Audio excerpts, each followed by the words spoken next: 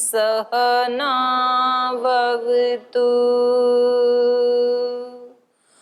सहनौ भुनक्तु सह वीर्यं करवावहै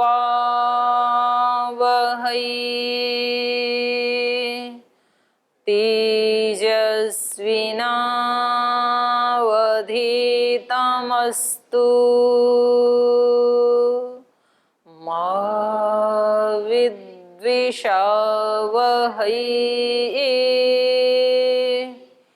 ॐ अग्ने व्रतपति व्रतं चरिष्यामि तच्छकीयं तन्मे राध्यताम् इदमहमनृतात् सत्यमुपैमि। ॐ शान्ति शान्ति शान्तिः।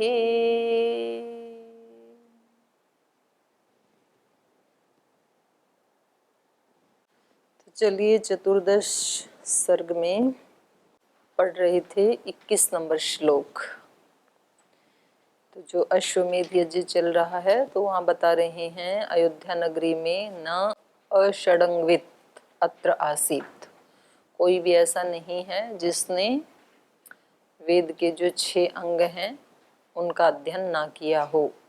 न अव्रत, कोई भी ऐसा नहीं है जो अहिंसा आदि व्रतों का पालन न करता हो। सब अहिंसा आदि, क्योंकि जिसने इतना ज्ञान अर्जित किया है तो फिर वो अगला स्टेप है उनका पालन करना, तो व्रतों का भी पालन करते हैं। न अबहुश्रुतः, और खास करके यहाँ यज्ञ का वर्णन हो रहा है तो यहाँ तो बुलाया ही उन्हीं लोगों को गया है जो पात्र हैं। तो यहाँ पर अबहुश्रुत कोई भी नहीं है, सभी क्या है? बहुश्रुत। बहुश्रुत मतलब बहुत सुना है गुरुजनों से जिन्होंने, क्योंकि जितना जितना सुनते हैं उतना उतना व्यक्ति के फिर संस्कार बनते जाते हैं। जो हम सुनते हैं वैसा ही फिर हमारे संस्कार बनते हैं, जैसे संस्कार बनते हैं वैसे ही फिर हम कर्म करते हैं। तो ये सुनना भी बहुत अपने आप में महत्वपूर्ण है। इसलिए जिनको अपना कल्याण चाहिए उनको अच्छी बातों के अलावा दूसरी बातें नहीं सुननी चाहिए। लोग तैयारी बैठे सुनाने के लिए, तो कभी तो वो हमें सुना देते हैं और कभी हम उनको सुना देते हैं, दोनों ही बातें होती हैं। तो इसलिए गीता में कहा अपैशुनम। पिशुनता क्या है? एक व्यक्ति सुनाता है निंदा, दूसरा सुनता है, तो उसमें दोनों ही लिप्त हैं। ऐसा नहीं है एक का, दोनों की हानि हो रही है। लेकिन वो रस बड़ा विचित्र है, जिसको एक बार आ जाए ना निंदा चुगली करने का, तो फिर उसको कोई रोक नहीं सकता है, दुनिया की कोई ताकत नहीं है। नहीं तो भगवान कृष्ण को क्यों कहना पड़ता?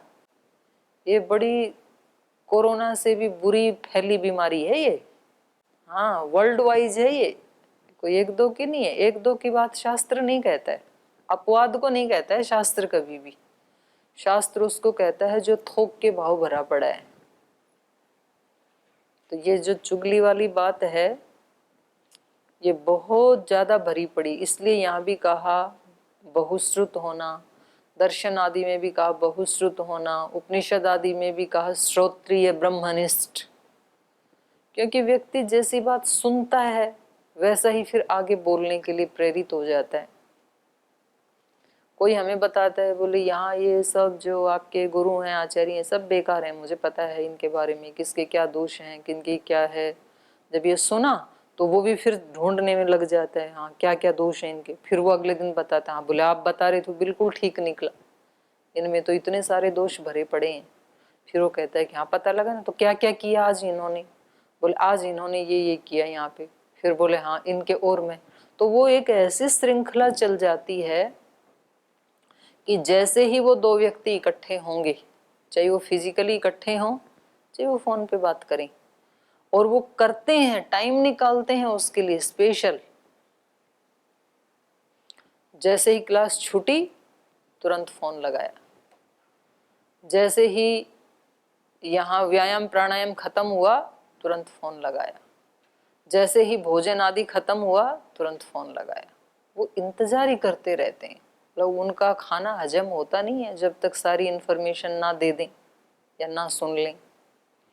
लेकिन समस्या ये है कि व्यक्ति जब बीज बो रहा होता है तो उसको नहीं पता चलता है, लेकिन जब उसके वृक्ष बन के लहराते हैं और फल मिलते हैं तो कहते हैं कि मेरे साथ ऐसा क्यों, तो तूने तो बीज बोई थी, तो और किसके साथ होगा, तेरे ही साथ होगा।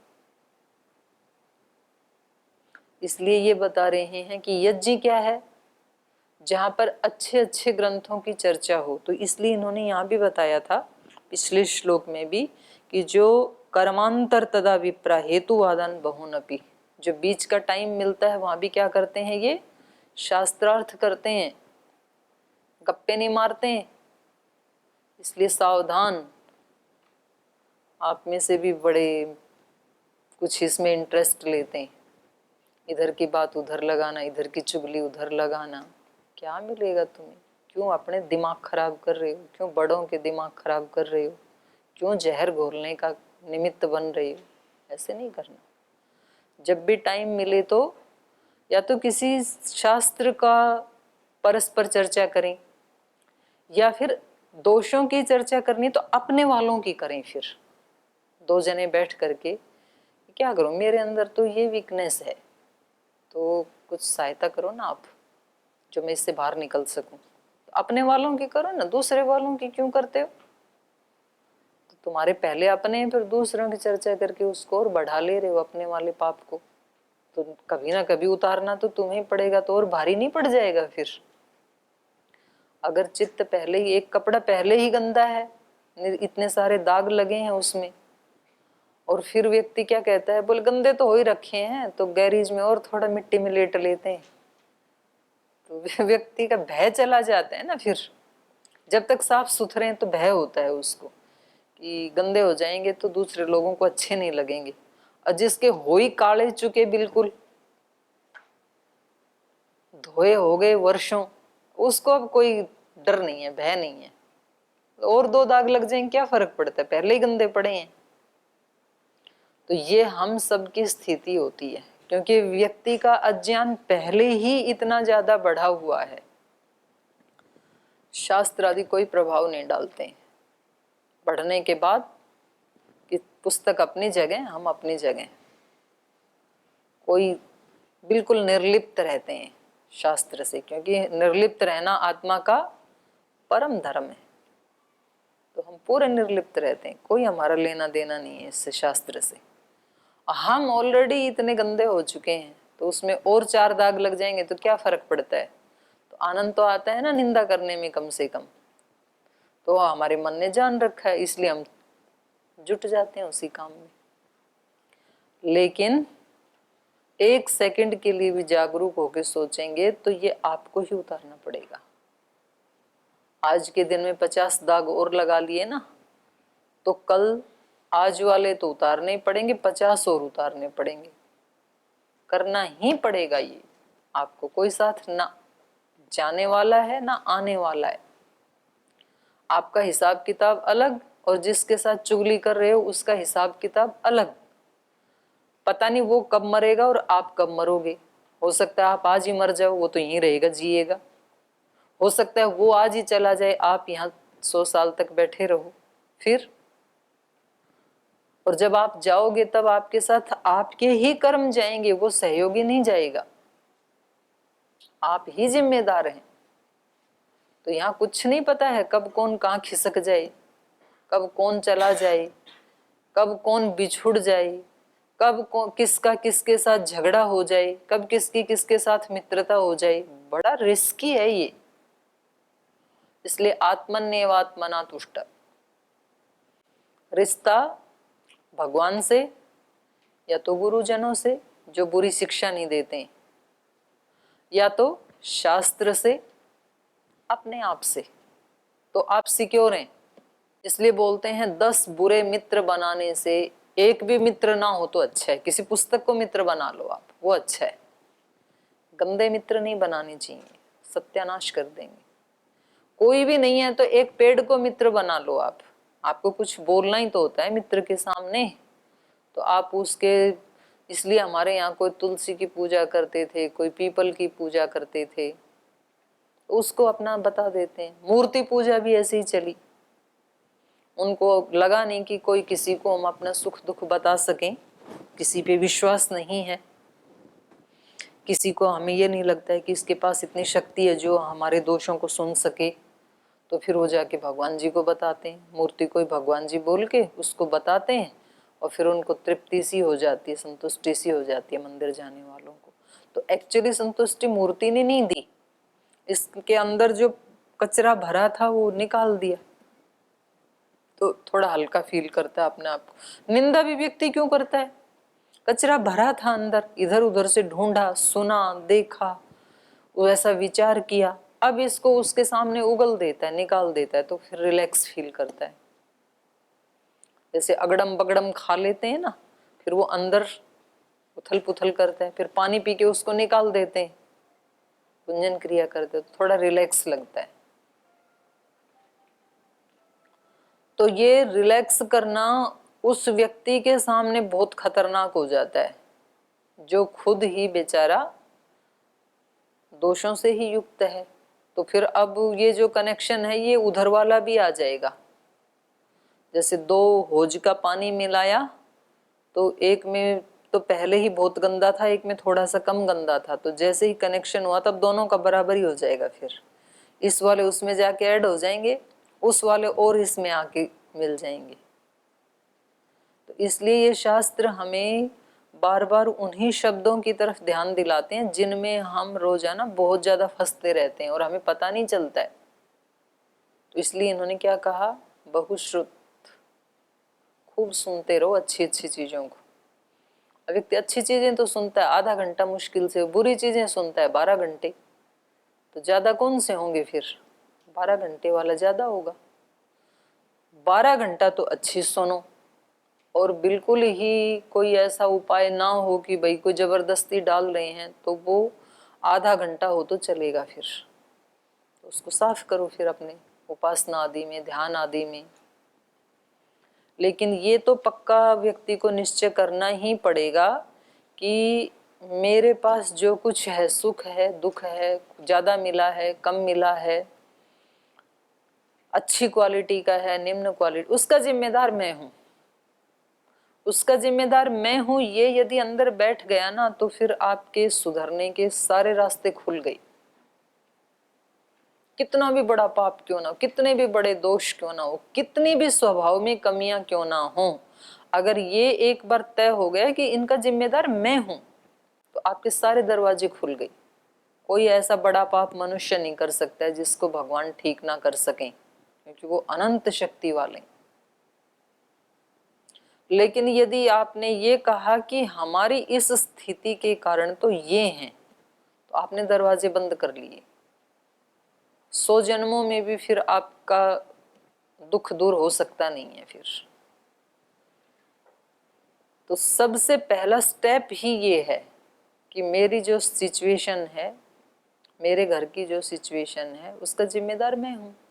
मैं हूँ तो कहाँ कहाँ मैं ठीक कर सकता हूँ। कुछ तो मैं ठीक कर सकता हूँ पता लगने के बाद, कुछ ठीक नहीं कर सकता हूँ क्योंकि इतना बढ़ गया रोग। खांसी जुकाम हुई तो मैं ठीक कर सकता हूँ, एक दिन उपवास कर लो, गर्म पानी पी लो, उपवास, खाना खाना छोड़ दो। कोई आपके पास आयुर्वेद की जड़ी बूटी औषधि, गिलोय, तुलसी आप पी सकते हैं, तो एक सीमा तक तो आप ठीक कर सकते हैं। लेकिन यदि आपको हो गया 4th स्टेज का कैंसर, अब आप ठीक नहीं कर सकते। आपको मालूम है हो गया, आपको ये भी मालूम है मेरी लापरवाही से हुआ, लेकिन अब आप ठीक नहीं कर सकते। अब आपको किसी स्पेशलिस्ट के पास ही जाना पड़ेगा। तो कुछ दोष ऐसे हैं जिनको हम ठीक कर सकते हैं कि ये मेरे जीवन में सुबह से शाम तक ठीक नहीं चल रहा है और इसको मेरे को प्रयास पूर्वक ठीक करना है। कुछ ऐसे हैं जो हम ठीक नहीं कर सकते हैं, उसके लिए भगवान से प्रार्थना करनी पड़ती है। फिर भगवान जी ये दोष तो बड़ा खतरनाक है, नहीं हटा पा रहा हूँ मैं, नहीं हटा पा रही हूँ, तो आप ही कृपा करो। तो इस प्रकार सच्चाई से जब व्यक्ति हटाना चाहता है तो भगवान हेल्प करते हैं, फिर तो शक्ति दे देते हैं हमें। और वहाँ से हमें ये भी प्रेरणा दी जाती है कि तुम अब ऐसे करो, तुम ऐसे सोचो, क्योंकि विचार से सारे दुख खड़े करते हैं। तो भगवान हमें एक डायरेक्शन देते हैं कि तुम ऐसे सोचा करो, तुम ऐसा भाव रखा करो, तुम काम को इस तरीके से किया करो, तो तुम ठीक हो जाओगे। तो ये बहुत एक एक शब्द हैं, यदि हम इनके ऊपर थोड़ा चिंतन करने लगें तो फिर ये इतने अपने आप में उसको समेटे होते हैं समाधानों को, कि हम कितने घंटे उसके ऊपर चिंतन मनन कर सकते हैं। और जल्दी जल्दी पढ़ें तो फिर फटाफट भी पढ़ सकते हैं। तो ये बहुत अच्छा शब्द है। यज्ञ वहाँ हो रहा है, इतना बड़ा यज्ञ हो रहा है, इतने महान महान लोग आए हुए हैं, तो उनमें कोई भी व्यक्ति ऐसा नहीं है जो बहुश्रुत ना हो। तो बार बार अच्छी चीजों को सुने, बार बार पढ़ें, बार बार लिखें। आपके मन में जब जब अच्छा विचार आए ना कोई, हमेशा डायरी में लिख लो, कभी चूकना मत, क्योंकि उसका डबल संस्कार बन जाता है। आप कहोगे मेरा ही तो विचार है, तो डायरी में क्या लिखना है, जरूर लिखना, क्योंकि मन में जो विचार उठा वो सिंगल संस्कार है, आपने लिख डाला तो डबल संस्कार बन गया। तो महाराज जी को देखते हैं ना आप, उनके मन में जो विचार आते जाते हैं वही मंच पे लिख डालते हैं, फिर वो तो उसका डबल संस्कार बनता है। और आगे कहा, सदस्य तस्य वै राज्यो न अवाद कुशलः द्विजः। और यहाँ कोई भी ऐसा सदस्य नहीं है, तस्य राज्य है, उस राजा की जो टीम है उसमें कोई ऐसा सदस्य नहीं है जो अवाद कुशल न, जो संवाद करने में कुशल ना हो। माने शास्त्रार्थ करने में भी सब के सब कुशल हैं। शास्त्रार्थ तो वही कर पाएंगे ना जो बहुत सुना है, जिन्होंने, जो बहुश्रुत होगा। जिसके पास अपना कुछ भी नहीं है तो वो तो शास्त्रार्थ नहीं कर पाएगा। तो ऐसा अकुशल द्विज वहां पर कोई भी नहीं है, सब के सब क्या है, कुशल द्विज। तो ऐसे ऐसे व्यक्तियों का तो चिंतन व्यक्ति को सुख देता है। देखो हम, हमारी जो मूल आत्मा है ना, वो उसका ऐसा स्वरूप है कि उसको अल्प अच्छा नहीं लगता है। यो वही भूमा तत्सुखम, वो भूमा का ही पुजारी है, क्योंकि उसका स्वरूप वैसा ही। इसलिए आपने देखा होगा कोई भी व्यक्ति अपने आप को बुरा नहीं मानता है। चोर भी अपने आप को बुरा नहीं मानता है। उसको कोई कहे कि आप तो चोर हो, ये तो बहुत, चोरी को तो बुरा मानता है वो। चोर नहीं चाहता है कि उसके बच्चे भी आगे उसी का पेशा अपनाएं। चोर चाहता है उसके बच्चे तो अच्छे से पढ़ाई करें, अच्छी सर्विस करें, एक प्रतिष्ठित नाम कमाएं। चोरी को तो अच्छा नहीं मानता है वो, लेकिन अपने आप को चोर कहलाना उसको अच्छा नहीं लगता। वो भी नहीं चाहता कि लोग मुझे चोर चोर कहा करें। पर उससे कोई पूछे कि भाई आपको क्यों ना कहें, आप तो हो ही चोर, बोले नहीं ये तो मैंने इस आपद धर्म के कारण मुझे ये करना पड़ा, वास्तव में मैं चोर नहीं हूं। झूठे व्यक्ति को कोई बोले झूठा, बोले नहीं मैं झूठा नहीं हूं। तो फिर आपने क्यों बोली थी, बोली ये तो मेरे को इसलिए बोलनी पड़ी। तो इसका अभिप्राय क्या है कि जो जो मूल स्वरूप है ना आत्मा का, वो विशुद्ध है, इसलिए उसको कोई भी अशुद्धि स्वीकार नहीं है, चोरी जारी झूठ, क्योंकि उसका अपना अंदर का जो मूल स्वरूप, इसलिए वो गलत काम करके भी हेतु देता है। बुरा कहलाना उसको अच्छा नहीं लगता है, क्योंकि उसका अपना जो निज स्वरूप है वो कहीं ना कहीं से नीचे से वो बाहर आना चाहता है। वो कहता है मैं तो ठीक हूं। और फिर यदि उसको और ज्यादा समझ में आ जाए कि जब मैं ठीक हूं तो फिर मैं ये क्यों करूं, तो फिर वो उसको हटाने का प्रयास भी शुरू कर देता है। प्रयास करने वाला तो आगे पहुंचता भी जरूर है। तो कितने ही ऋषि हुए, आज भी हैं, हमारी आंखों के सामने ही है, आगे भी होते रहेंगे। चॉइस हमारी है, हमें क्या चाहिए। उनकी तरह होना है तो फिर एक कदम बढ़ाओ, बहुत है। एक कदम भी आगे बढ़ेंगे तो एक कदम तो कम हो गया ना यात्रा का। इसलिए अपने जो श्रद्धेय स्वामी प्रेम विवेकानंद जी जब वहां गए थे तो एक बात कह रहे थे कि आध्यात्मिक व्यक्ति के लिए असफलता नाम की कोई चीज नहीं है, क्योंकि वो 2 कदम आगे चल के भी मान लो उसको सिद्धि नहीं मिली तो 2 कदम तो उसकी यात्रा कम हो गई कम से कम आध्यात्मिक मार्ग में। तो खोया क्या? खोया तो कुछ भी नहीं, कुछ ना कुछ पाया ही है ना। 2 कदम की यात्रा तो पाई कम से कम। तो यहाँ असफल जैसी कोई चीज नहीं है साधक के लिए। लेकिन और थोड़ा जागरूकता से करे तो उसको उससे भी कई ज्यादा गुणा खुशियां मिल सकती हैं, उससे भी कई गुणा ज्यादा संतुष्टि मिल सकती है। लेकिन ये होगा हमारे ही माध्यम से, दूसरे के माध्यम से नहीं हो सकता है। तो हम कोई भी उपाय अपनाएं, हम इस तरह के संवाद करें, क्योंकि ये सब हमारे शास्त्र वो ही हमें शिक्षा दे रहे हैं। उपनिषदों में जैसे 4-5 ऋषि मिलकर के परस्पर संवाद करते हैं किसी टॉपिक को लेकर के, और बहुत अच्छा लगता है। तब आपने अपने जीवन में देखा, एक तो आप दूसरों की निंदा चुगली करते हैं तो वो सारा अनुभव है ही। तो उस दिन वो चुगली करने के बाद आपका चित्त कैसा था? प्रसन्न प्रशांत था या बुरा ही लगा? वो अनुभूति है। फिर एक दिन किसी दिन भगवान के ऊपर, सृष्टि के ऊपर, सृष्टिकर्ता के ऊपर, सेवा के ऊपर, उपकार के ऊपर चर्चा करके देखना। चर्चा की है केवल, किया नहीं अभी। फिर अपने चित्त की स्थिति देखना कि कैसा लगा।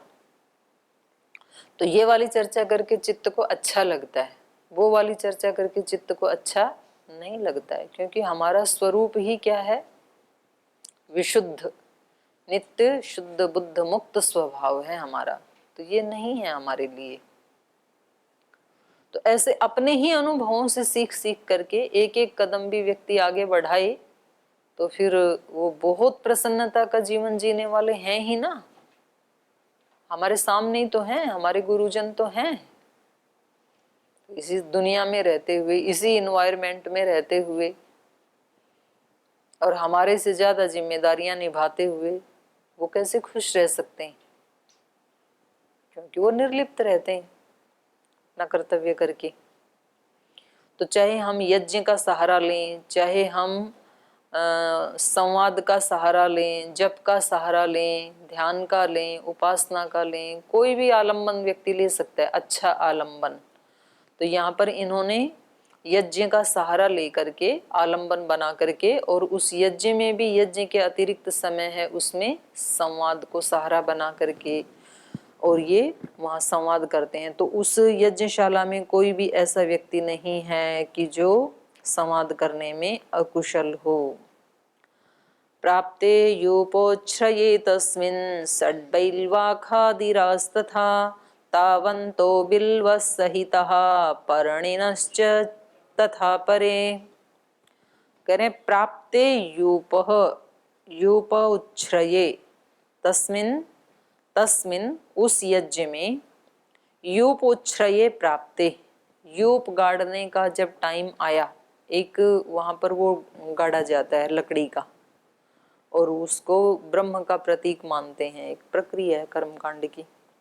तो तस्मिन् उस यज्ञ में यूपोच्छ्रये प्राप्ते, यूप खड़ा करने का जब समय प्राप्त हुआ तो षड बैल्वाह खादिरास तथा 6 स्तंभ बिल्व वृक्ष के गाड़े गए और 6 खादिरा, खदिर जिसमें वो छोटा वो लगता है ना टींट, खैर, खैर वृक्ष, उसके गाड़े गए। तो वहां लकड़ियों का भी विधान है, कौन सी लकड़ी के गाड़ने चाहिए। तावंतो बिल्व सहिता पर्णिनश्च, और कह रहे हैं जितने बिल्व और खदिर के गाड़े उतने ही पर्णिनश्च, उतने ही पलाश के भी गाड़े। पर्णी मतलब पलाश। तो 6 6 6 कितने हो गए? 18, 18 यूप गाड़े गए वहां पर। श्लेष मातकमयोः दिष्टो देवदारुमयस्तथा द्वौ एव तत्र विहितौ बाहुव्यस्त परिग्रहौ। और श्लेष मातकमय, श्लेष मातक मतलब बहेड़ा, एक उसमें था बहेड़ा वृक्ष का। श्लेष मातकमय दिष्टः देवदारुमयस्तथा, और दूसरा देवदारू का बनाया हुआ यूप। द्वौ एव तत्र विहितौ, ऐसा ही विधान है।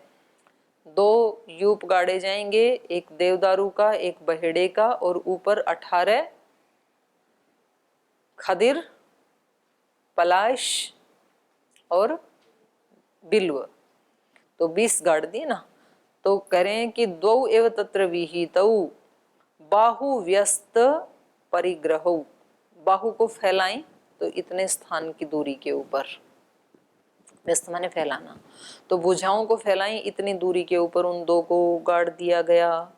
कारिताः सर्वे एव एते शास्त्रज्ञै यज्ञ कोविदैहि, तो ये सारा काम जो शास्त्रज्ञ हैं, शास्त्रों का ज्ञान है जिनको, उनके द्वारा किया गया। यज्ञ कोविदैहि, जो यज्ञ के बारे में बहुत बड़ी जानकारी रखते हैं, उन लोगों के द्वारा ये किया गया, विद्वानों के द्वारा।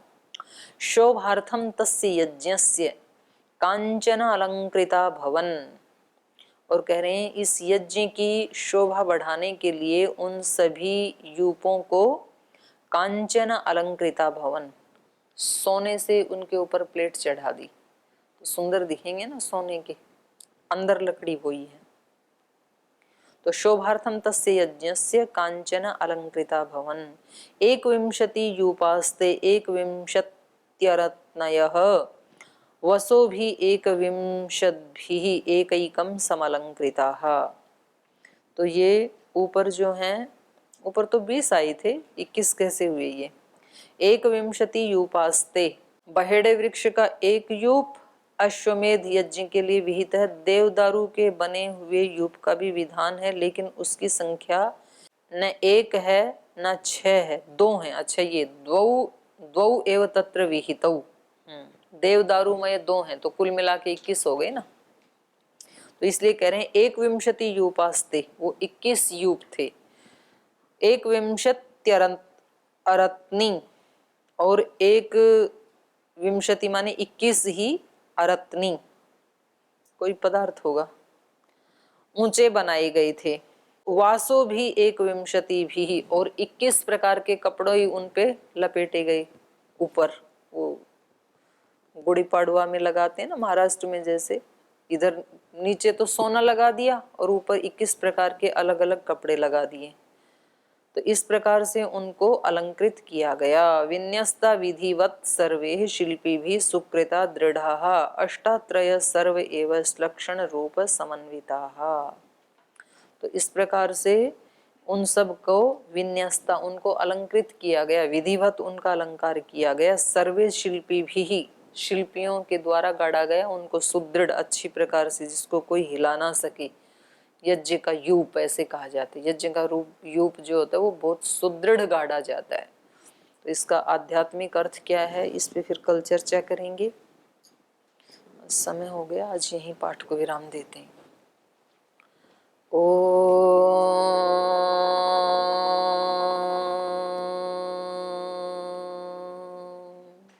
शांति शांति शांति। श्री गुरुभ्यो नमः।